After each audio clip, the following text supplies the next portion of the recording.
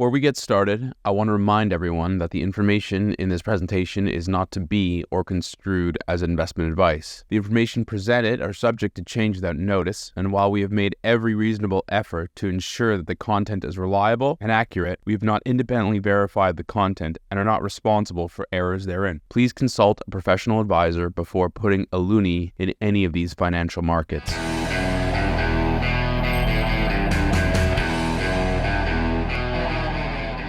Hi everyone, my name is Richard Diaz and welcome back to the IceCap Canadian Market Wrap. In this week's video, we're going to let you in on the discussion that has dominated our IceCap strategy meetings over the last several months. This will allow us to do a very quick review on the past year and share some insight on what we think the biggest risks are going forward and some of the opportunities that might present themselves next year. 2025 was a great year for nearly all the global assets we track. Barring oil, the US dollar, and Bitcoin, all risky assets were up, and even most bond indices did well. This was due to a combination of factors, including but not limited to a strong fiscal tailwind, large deficits from most rich countries, easier monetary policy in the form of lower interest rates, a muted fallout from U.S. protectionism, and steady, albeit weak, global growth, and no major financial blowups or escalations in global conflict, and of course, the AI boom. This was actually the second year in a row that there was broad-based increases in global equity markets and risk assets. After a tumultuous post-COVID 2023, 2024 saw global equities rise with almost no volatility. 2025 was more of the same. Other than the drawdown due to a messy rollout of the Trump tariffs, aka Liberation Day, 2025 saw very little volatility. You can see that here. This is a chart of the VIX Volatility Index for the S&P 500 and its counterpart out of Europe, known as B stocks. The VIX measures market volatility based on option pricing. It's not perfect, but it is a simple way of showing two distinct periods of market behavior: the storm and the relative calm afterwards, before and after the start of 2024. As investment managers, it is our job, at its most fundamental level, to predict the future and invest accordingly. But no one really knows exactly what's going to happen, and you should run away from anyone who tells you they do. But what you can do as an investor is assess the probability of certain events taking place and position your portfolio accordingly.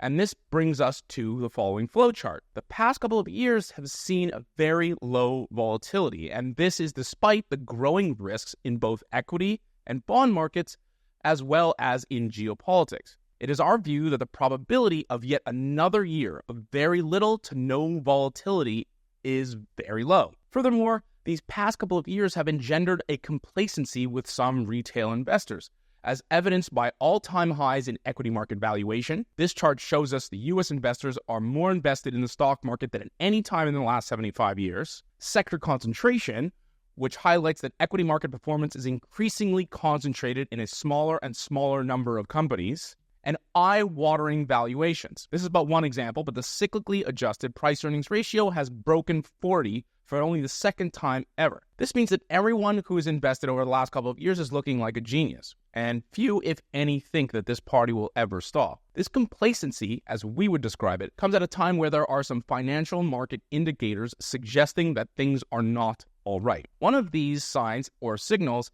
is the soaring price of precious metals, specifically gold and silver, which can be a sign that investors are flocking to safe havens amid fears of recession or inflation or a debt crisis or geopolitical instability or all of the above. Another is rising long-term bond yields. With record debt levels and uncontrolled deficits all over the rich world, investors are fleeing from bonds, and this is lifting up borrowing costs and interest payments for the public and private sector. This new trend of rising interest rates means that if this part of the yield curve spikes even higher, there will be a knock-on effect to other parts of the capital stock, i.e. equities. Note that these higher bond yields are occurring even as growth is slowing, which in previous cycles has put downward pressure on bond yields. So how might this all play out?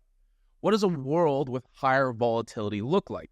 Over the next couple of weeks and months, we'll explore and examine what that might mean for Canadians, who might actually stand to benefit, for example, if there's a spike in oil prices. But for now, we're going to discuss the potential catalysts. The first is a recession, specifically in the United States. Analysts are always talking about recessions, and I would admit we probably overdo it. But as you can see from the chart, the thin gray lines, recessions are actually not all that common. But they do happen, and they are associated with a surge in job losses. In Canada, we've seen the unemployment rate climb up to 7%, although the recent data is a bit wonky, as I outlined in episode 66 a couple weeks ago. In the US, the unemployment rate is up to 4.6%, and history tells us that investors take rising unemployment rate very seriously, since some of the worst drawdowns in the S&P 500's history occurred alongside rising unemployment. The issue is that an economy is cyclical by nature, and momentum, or inertia, is a factor. What starts out as a deterioration